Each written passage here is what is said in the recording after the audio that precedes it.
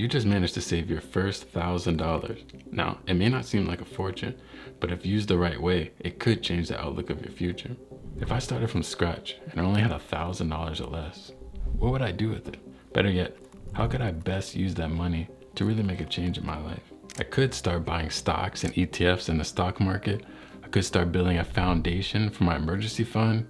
I could pay off some high interest debt, which could be from credit cards, or even start a side hustle to build my money, or even start my own business. So some of these things you may have thought about already, and these are good ideas. And in this video, we're gonna talk about a few of those things as well as some steps to consider before investing. So let's get started. Hey guys, Darius here. So the first thing is, what should you consider before investing? Well, most importantly, you should figure out, what does your current financial situation look like right now? Aside from that $1,000 that you have, do you have any outstanding debt that still needs to be paid off?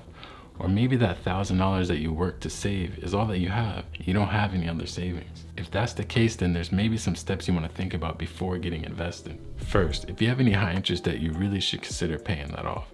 And no, I'm not talking about mortgage or student loan debt. I'm talking credit cards and personal loans, because those have a high interest rate. Yes, I know it sucks, especially if you're eager to start getting invested, but it could really slow you down or even prevent you from making any money at all. For example, it's normal to see credit cards with rates well over 20% like this, and that's much more than the average market return. Look at it this way. There's a variety of great index funds like VTI and VOO, which have had long-term returns of around 14%. With $1,000 in a credit card that has an interest rate of 24%, that'll be $240 of interest that you have to pay that year.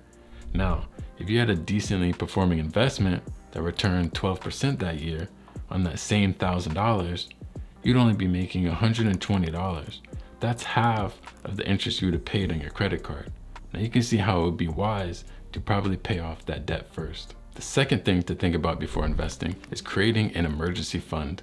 There was a survey that found that more than half of Americans couldn't afford a $1,000 emergency, with 44% actually able to cover an unplanned $1,000 expense. Many experts say a good rule of thumb to follow is to save 3 to 6 months of living expenses. These are core expenses like rent, transportation, food, not things like shopping or entertainment or any excess spending you'd probably do on the weekend. This of course is best practice, but $1,000 is still a good starting point. I believe investing in yourself is going to be one of the best ways to increase your $1,000, as well as giving you a point to build on. This can be done through learning a new skill, attaining knowledge from books or courses, or starting a business. I want you to focus on something that can really have an impact on increasing your income.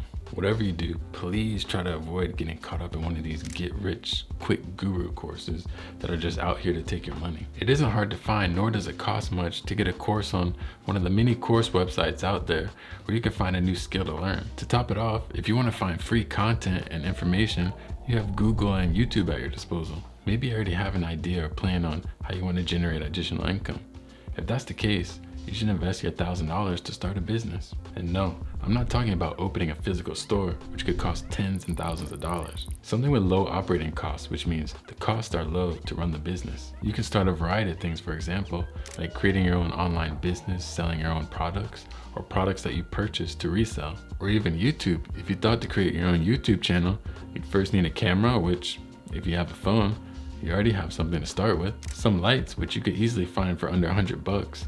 And a microphone as well. We have quite a few different choices for affordable price. Despite what you do, it's important to invest in yourself. Put yourself in the position to make more income, because that will allow you to put more money into your investments, whether it's real estate, stock market, or other businesses. All right, so if you've taken the steps before, then you're ready to start investing that money. There are a few ways to go about this, but for me, I recommend the following: index funds and ETFs.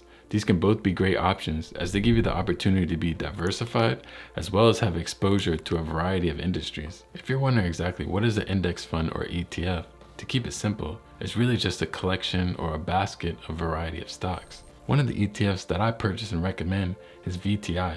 That's Vanguard's Total Stock Market ETF.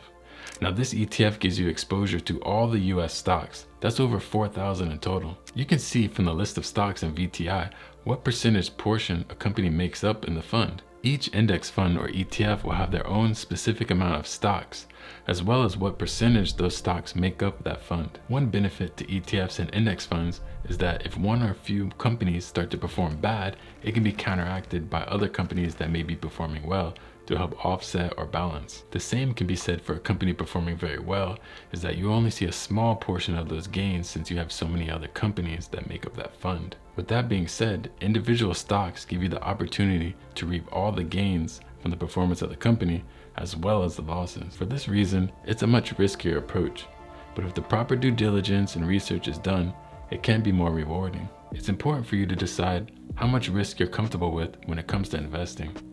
Everybody's different and we all have a different financial situation.